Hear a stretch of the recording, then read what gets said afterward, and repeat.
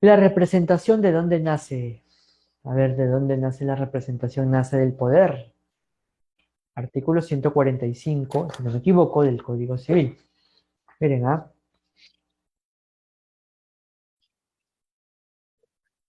145, origen de la representación. Miren el nombre del título, origen de la representación. El acto jurídico puede ser realizado mediante representantes, salvo disposición contraria a la ley en sí, ¿no? La facultad de representación la otorga el interesado o la confiere la ley. Pregunta, ¿cómo la otorga el interesado? Mediante un poder. Si tengamos en cuenta ello, ¿no? Es más, miren, para poder interpretarlo bien esto. En el 145 me hablan del origen de la representación, ¿no? La pregunta es, ¿puede ser realizado mediante representante? Doctor, doctora, este, ¿cómo normalmente yo designo un representante para que este sujeto haga un determinado, un conjunto de actividades por mí? La pregunta es, ¿ese poder se inscribe o no se inscribe? Claro que se inscribe en registros.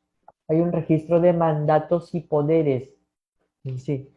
Y para que tenga eficacia debe inscribirse, para que el representante necesariamente pueda actuar en nombre y a favor del representado, a nombre y a cuenta de él, es decir, a nombre y por cuenta de él, ¿no? Origen de la representación, ¿no? El acto jurídico puede ser realizado mediante representante. Cuando te hablan de representante es porque ya hubo un poder de por medio, que ya se inscribió, ¿sí? Y el poder puede ser de alguna manera, pues, un poder general o un poder especial. ¿Sí? Especial para aquellos actos nada más que le interesen o que se condicen con la causa establecida en el contrato de alguna forma en sí. O en todo caso, pues, con la causa a la cual haya hecho evidencia el representante, el representado, perdónenme. No sé si se entendió esto bien, pero la representación nace del poder, ¿no? Incluso por acá también hay otra figura jurídica, ¿no? Que es el mandato en sí, ¿no? El mandato en sí, para poder diferenciarlo. Luego será la gestión de negocios, ¿no? Y los apoyos y salvaguardas. Bueno, la representación nace del poder. El mandato, que también se suele confundir en la práctica, ¿no? El mandato, cuando estamos hablando de un mandato, su nombre lo dice todo. En el representante nace de un poder. Un poder es una acción unilateral en sí, es un acto jurídico unilateral.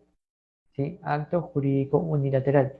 Pregunta, doctor, doctora, ¿tú para qué nombres representante de una persona le has pedido permiso a alguien? ¿Le has pedido permiso al representante? Es un acto jurídico unilateral recepticio, se dice. Ya, evidentemente, es recepticio, pero es unilateral.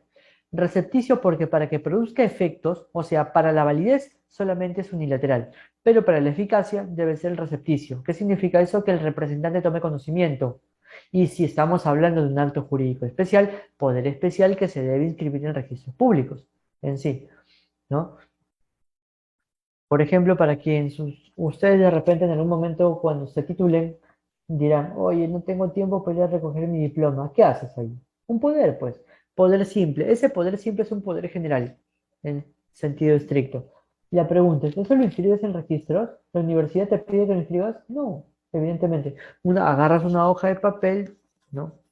Escribes o tipeas y lo imprimes, pones tu firma, ¿no? Y la firma del representante para ese acto en general en sí.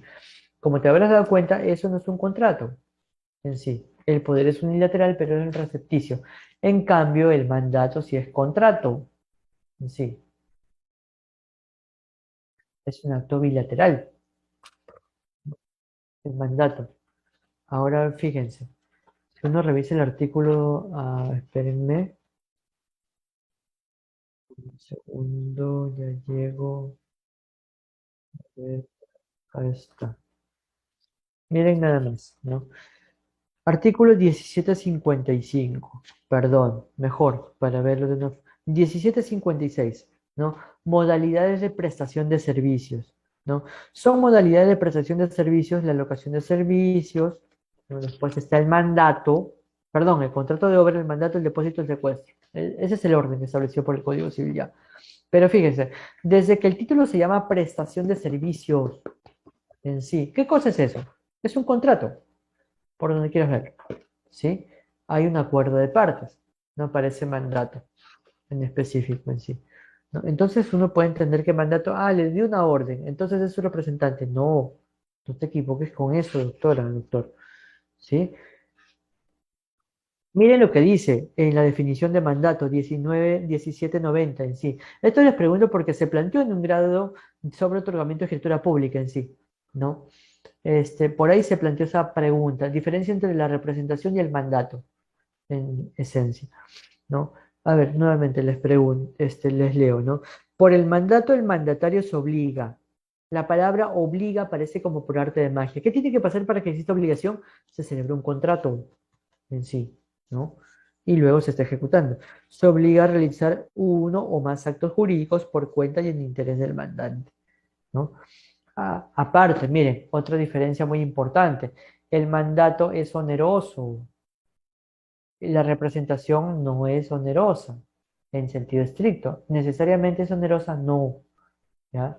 No es onerosa.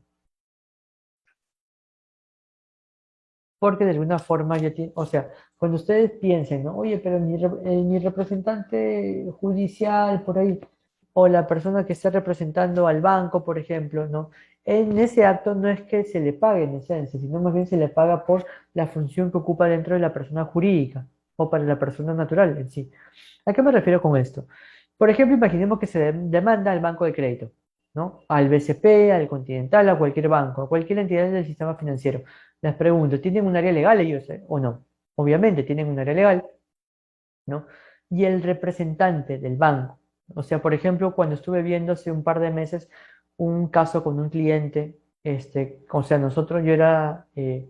ese era un proceso ejecutivo, ¿no? Se nos demanda la ejecución de un inmueble porque mi cliente se había demorado en el pago, para ser honesto, de la renta.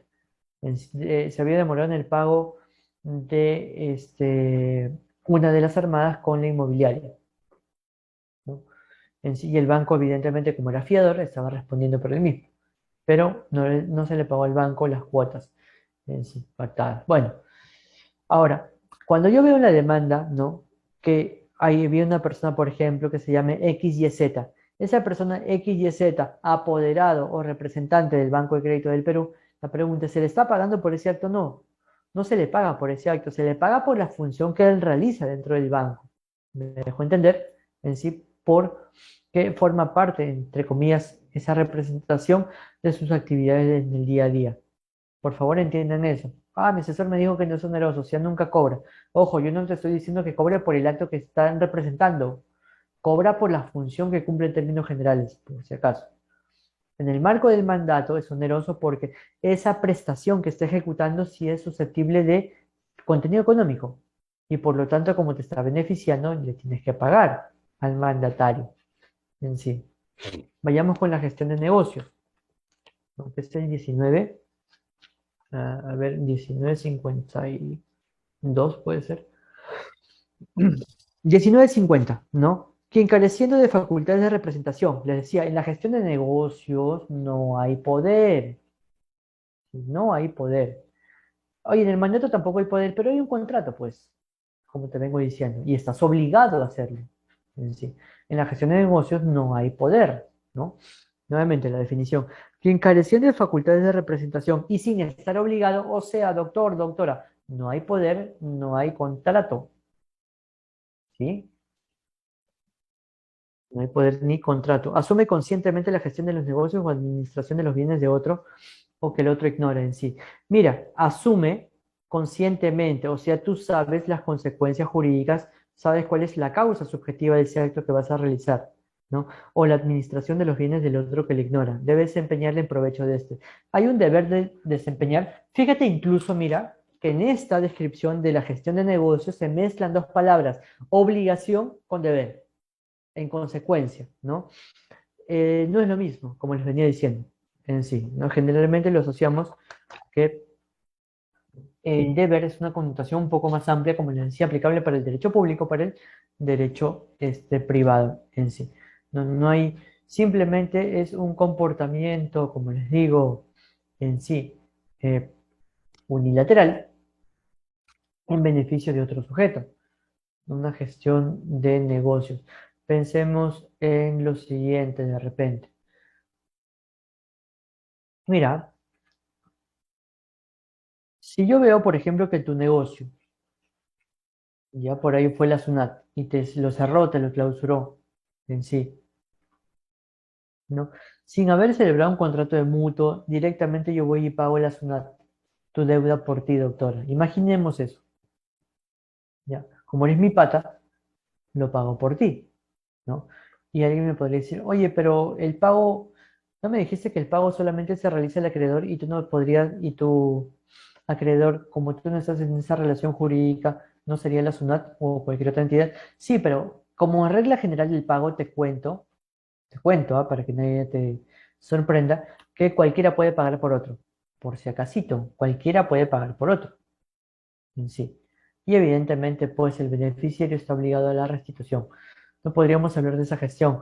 Asumo conscientemente, sé cuáles son las consecuencias jurídicas de ese comportamiento en sí, ¿no? O por ejemplo, ustedes sabían que cuando ustedes sabían que acá en el Perú hay fianzas en sí, no me refiero a la garantía personal, que es el aval también, ¿no? No me estoy refiriendo a garantías, a la hipoteca, al derecho de retención, al anticresis, a la fianza, al aval. No, no, no, no. Me estoy refiriendo a lo que se paga en la cárcel para que salgas en sí. La pregunta es, ¿acá en el Perú hay fianza o no hay fianza? Acá me dicen los penalistas. A ver si saben eso. ¿Acá en el Perú hay fianza o no hay fianza? El pago de la fianza a una persona que está en el calabozo, por ejemplo. Eso es una gestión de negocios, te comento en sí, ¿no? Para que veas cómo aplica a otras ramas también del ordenamiento jurídico. Estás pagando una deuda que no te compete y no es una deuda que tampoco haya nacido producto de un contrato. ¿Qué estás haciendo directamente, no? Como dice la definición, no tengo facultades de representación ni estoy obligado, o sea, no hay mandato. Asumo conscientemente la gestión de este negocio. Este negocio de acá se puede entender pues que es tu liberación, de alguna forma. O puedo administrar los bienes del otro, pero siempre está la cuestión de que lo ignore en sí. Debe desempeñar en provecho porque finalmente pues va a haber una responsabilidad, ¿no? En cosa de lo hagas mal en sí, ¿no? Ahora te dice, ¿no? En el artículo 1952, el dueño debe cumplir las obligaciones que el gestor ha asumido por él y en nombre propio y hacerse responsable por ellas y reembolsar los gastos efectuados por el gestor, ¿no? Pagarle pues el favor, en otras palabras. Y los apoyos y salvaguardas, todas estas situaciones se dan en el derecho patrimonial.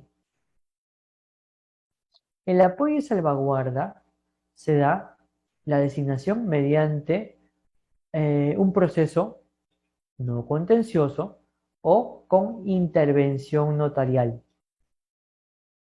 para que te designen un apoyo y salvaguarda. ¿Dónde está esto? Cuando tú comienzas a revisar las situaciones de incapacidad, mejor dicho, de capacidad restringida, artículo 43 del Código Civil, mira lo que nos dice el 4.4 es en sí. El 4.3 es la incapacidad absoluta y el 44 la capacidad de ejercicio restringida.